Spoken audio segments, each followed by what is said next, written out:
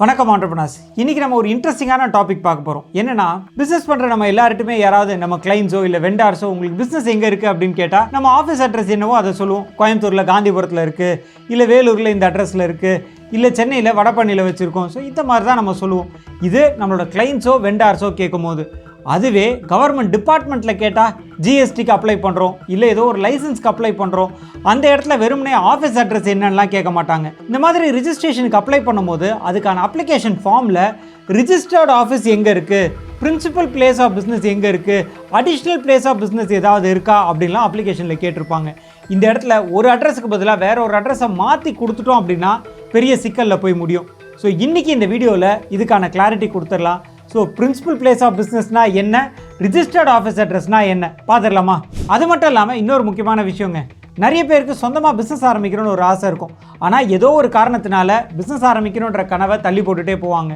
இன்னொரு சில பேர் பிஸ்னஸ் ஆரம்பிச்சிருவாங்க, ஆனால் ஆரம்பித்த அந்த பிஸ்னஸை அடுத்தடுத்த நிலைகளுக்கு கொண்டு போகிறதுல நிறைய சிரமங்கள் இருக்கும். இவங்க எல்லாருக்குமே உதவும் நோக்கத்தில் நம்ம ஒரு பிஸ்னஸ் கம்யூனிட்டி ஆரம்பிக்கலாம்னு முடிவு பண்ணியிருக்கோம். அதோடைய முதல் கட்டமாக ஒரு வாட்ஸ்அப் பிஸ்னஸ் கம்யூனிட்டி ஆரம்பிச்சிருக்கோம். அந்த கம்யூனிட்டியில் ஆல்ரெடி பிஸ்னஸ் பற்றி நிறைய information, business tips, business trainings எல்லாம் கொடுத்துட்ருக்கோம். நீங்களுமே அந்த வாட்ஸ்அப் கம்யூனிட்டியில் ஜாயின் பண்ணோம் அப்படின்னா அதுக்கான லிங்க் டிஸ்கிரிப்ஷனில் இருக்குது. மறக்காமல் அந்த லிங்கை கிளிக் பண்ணி கம்யூனிட்டியில் ஜாயின் பண்ணுறங்க. வாட்ஸ்அப் கம்யூனிட்டியில் மீட் பண்ணுவோம். நான் அறிவழகன், பிஸ்னஸ் லாயர். என்னோட கம்பெனி பேர் ல இன்டெலிஜென்ஷியா பிரைவேட் லிமிடெட்.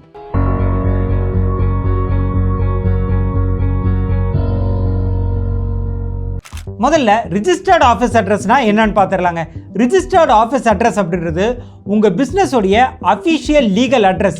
அது மட்டும் இல்லாமல் இதை உங்கள் பிஸ்னஸோடைய லீகல் ரெசிடென்ஸ் அப்படின்னு சொல்லுவாங்க. பொதுவாக நீங்கள் பிஸ்னஸ் ஆரம்பிக்கும் போது உங்களுடைய எம்எஸ்எம்இ சர்டிஃபிகேட்டில் என்ன அட்ரஸ் கொடுக்குறீங்களோ, ஆர்எல்ஸ் கம்பெனி ரிஜிஸ்ட்ரேஷன் பண்ணும்பொழுது அங்கே என்ன அட்ரஸ் கொடுக்குறீங்க, ஆர்எல்ஸ் ஒரு பார்ட்னர்ஷிப் டீட் போடும்போது அந்த பார்ட்னர்ஷிப் அக்ரிமெண்ட்டில் என்ன அட்ரஸ் மென்ஷன் பண்ணுறீங்களோ அதுதான் உங்கள் பிஸ்னஸோடைய ரிஜிஸ்டர்ட் ஆஃபீஸ் அட்ரஸ். இது உங்கள் கம்பெனி ரிஜிஸ்ட்ரேஷன் சர்டிஃபிகேட்டில் என்ன ஒரு அட்ரஸ் வரும் அப்படின்னு பார்த்தீங்கன்னா இந்த ரிஜிஸ்டர்ட் ஆஃபீஸ் அட்ரஸ் தான் உங்கள் கம்பெனி ரிஜிஸ்ட்ரேஷன் சர்டிஃபிகேட்டில் வருங்க.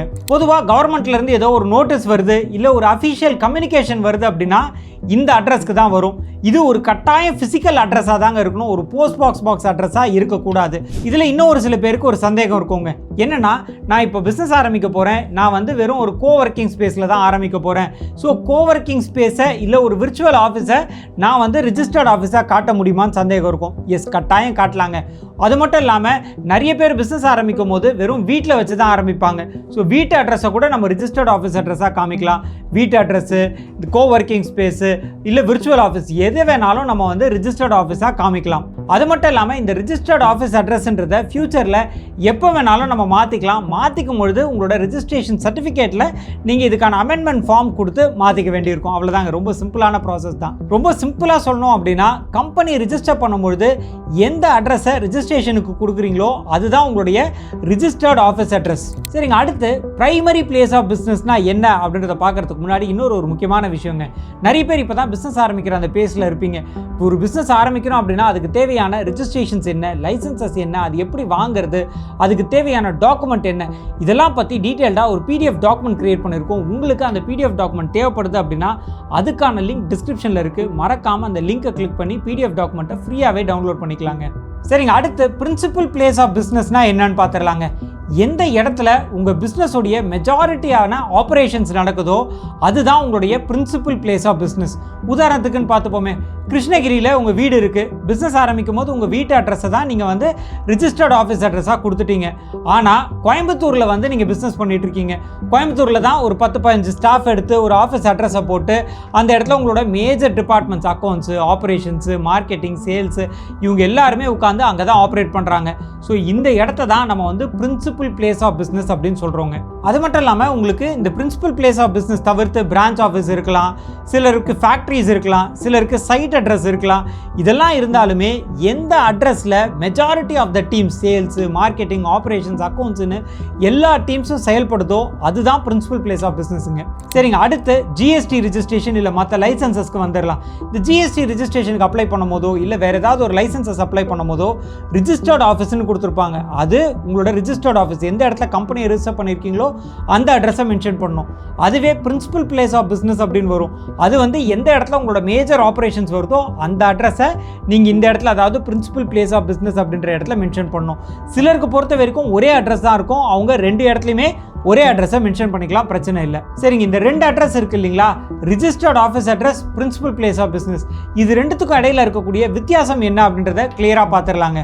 முதல் வித்தியாசம் அப்படின்றது ரிஜிஸ்ட்ரேஷன். அதாவது கம்பெனி ரிஜிஸ்டர் பண்ணும்போது பிரின்சிபல் பிளேஸ் ஆஃப் பிஸ்னஸ் பற்றி நம்ம மென்ஷனே பண்ணியிருக்க மாட்டோம்.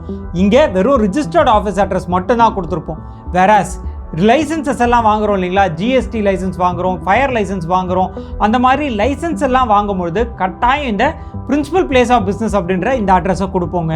2வது வித்தியாசம் அப்படின்னு பார்த்தீங்கன்னா, கவர்மெண்ட் கிட்ட இருந்து நோட்டீஸ் எல்லாம் எந்த அட்ரஸ்க்கு வரும்னு பார்த்தீங்கன்னா, எல்லாமே ரிஜிஸ்டர்ட் ஆஃபீஸ்க்கு தாங்க வரும்.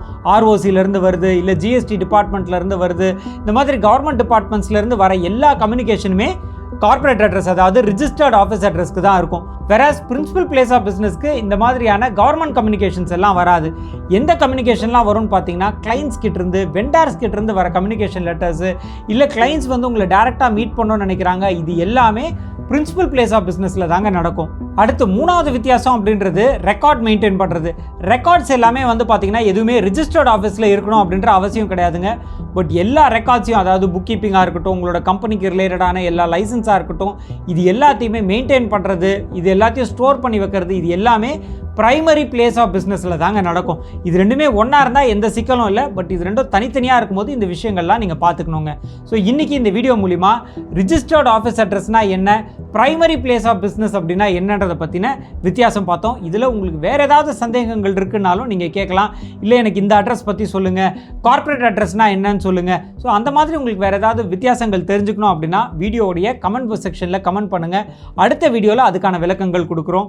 நான் அறிவழகன், பிஸ்னஸ் லாயர். கம்பெனி பேர் ல இன்டெலிஜென்ஷியா பிரைவேட் லிமிடெட். நன்றி, வணக்கம்.